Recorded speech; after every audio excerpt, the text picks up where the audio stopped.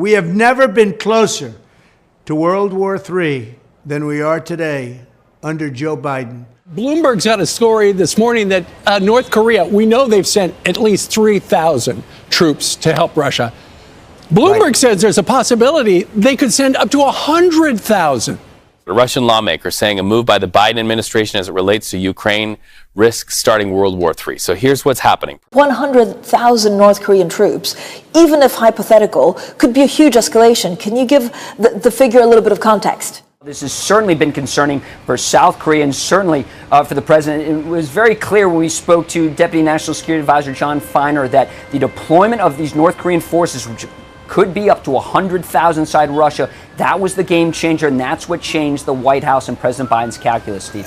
Lucas, I think it has a lot to do with who won the election, too. Well, there's long been a feeling amongst the civilian population as well as the military that Western countries, and in particular the United States, have only ever given them enough weapons to hold the ground against Russia, not to take the fight to them. They believe that basically the West is scared of Russia. Well, they're hoping now with this new permission to fire long-range missiles, things may have changed. Every day this proxy battle in Ukraine continues, we risk global war.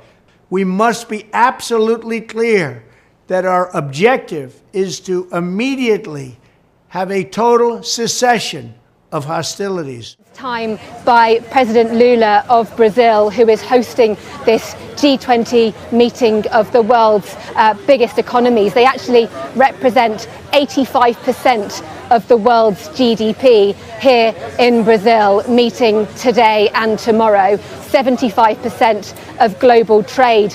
They are going, of course, to be talking about big global issues like climate change, like poverty eradication, but overshadowing events here is the war in Ukraine.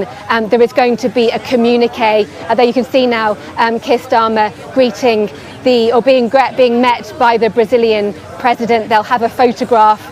He will then go inside, and actually in a few minutes' time you can expect what's described as the family photo.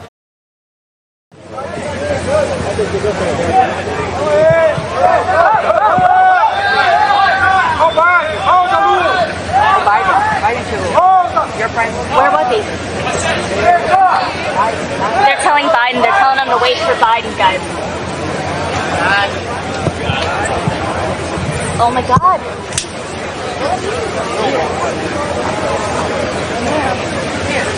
Do you see him, Joe? Far left. Left to the left of the palm tree. Oh my God. But they took it. Yep. His red chair. Joe, behind the palm tree right now. But now the UK, Germany, everybody's got to go in there because you put 100,000 men into that fight to a country that has lost about 700,000.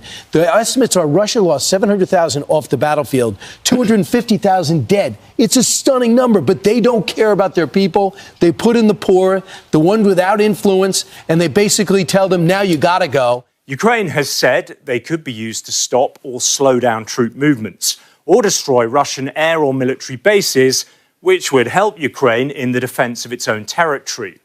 And this map shows how far the missiles could reach inside Russia and the potential targets. They include airfields, ammunition warehouses, radars, and missile bases.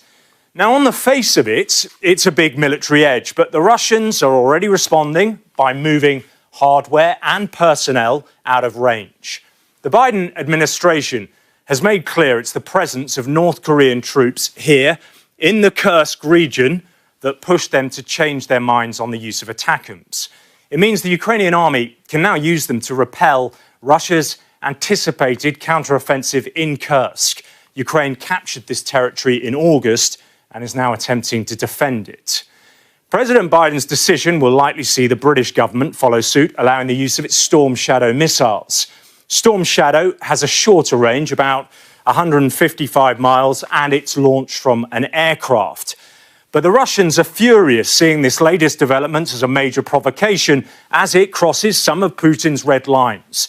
They've not made clear how they'll respond, but a response is coming. It could take the form of support for the West's enemies or even a cyber attack on its interests. Donald Trump ran on wrapping it up as quickly as he can. So I don't think he really cares what the Biden administration does, because on day one, he's going to do stuff his way. His national security advisor. But I think that in doing a deal, he wants Zelensky to have as much leverage as possible, because Putin is going to be less apt to do a deal if he feels as though momentum and everything else is on his side. And they said they won't talk until after the inauguration. I've heard contours of what he's talking about with both Putin and Zelensky, and that it sounds like ultimatums to both of them. So it's like, okay, let's wrap this up, which means less fighting.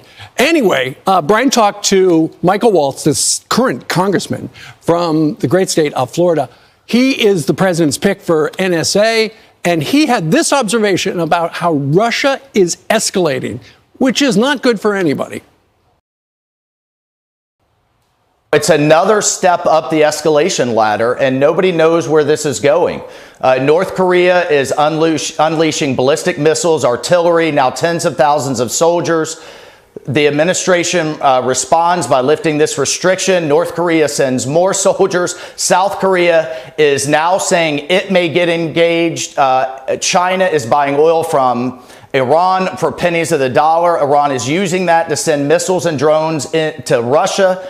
That is then hitting Ukrainian critical infrastructure. So this is a development, but it's a tactical one.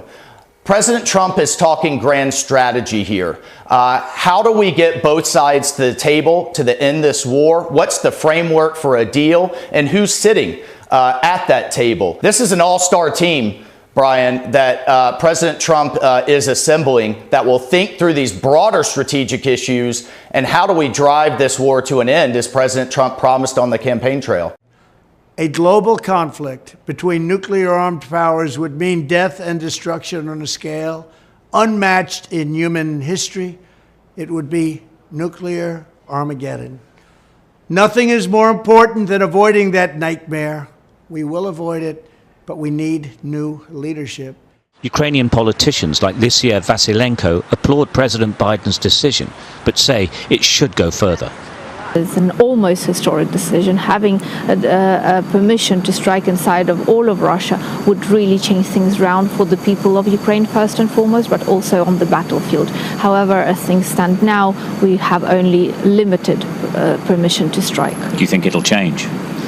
We certainly will work towards it changing. This morning, millions of Ukrainians woke up to a massive Russian missile and drone attack on their country's power grid. A morning shattered by the eerie wail of air raid sirens, then drones and missiles that were intercepted. Дорогі українці, українки, сьогодні був один з найбільших та найбільш небезпечних за всю війну російських ударів.